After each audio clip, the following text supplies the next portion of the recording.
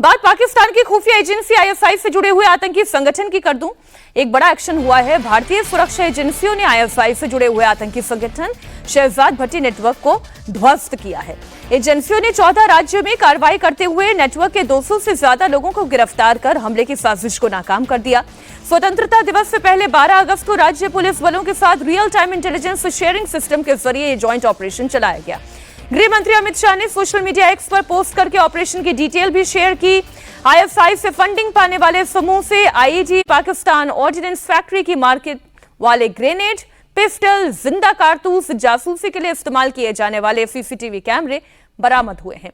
इस ISI syndicate का connection Bharat में ग्रेनेड, आईईडी और पेट्रोल बम हमलों से है। ये नेटवर्क टारगेट किलिंग का भी काम कर रहा है। तो भारत से भट्टी गैंग को साफ कर दिया गया है।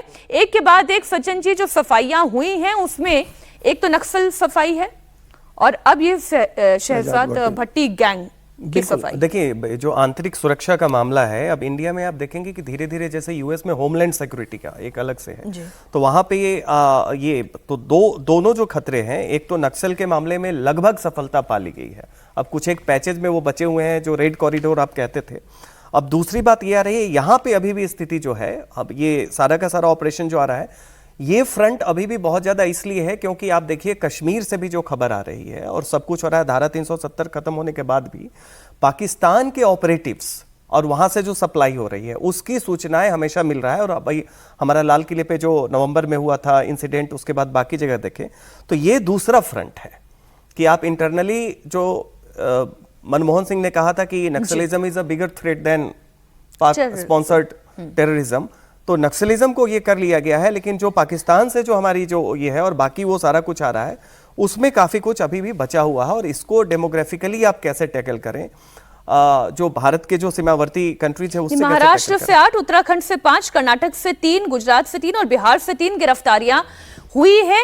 इस मामले में आप कह सकते हैं कि ये भी मैं कहूंगी दिमागी नक्सल जो तैयार करने की भारत में भी कोशिश हो रही है। ये स्पॉन्सर्ड टेररिज्म के जरिए इंडियन मुजाहिदीन के सेल्स हुआ करते थे, वो दरभंगा में मिलता था, कर्नाटका के भटकल में मिलता था, कोस्टल कर्नाटका में मिलता था, महाराष्ट्र में मिलता था। तो ये सेल जो है, और उसमें सिमी से लेके तमाम उस तरह के जो ऑर्गेनाइजेशंस हैं, उनको भी एक स्लीपर सेल की तरह सिक्योरिटी एंगल से देखा जा रहा था। तो ये जो तंत्र है आपकी यूनिवर्सिटीज में, कॉलेजेस में, अलग अलग शहरों में, खासकर जो यंग डेमोग्राफी जो रेडिकलाइज हो सकती है, उसको आप कैसे टैकल करेंगे, ये बहुत बड़ी चुनौती। ये एक बड़ी कामयाबी वाली ये खबर थी।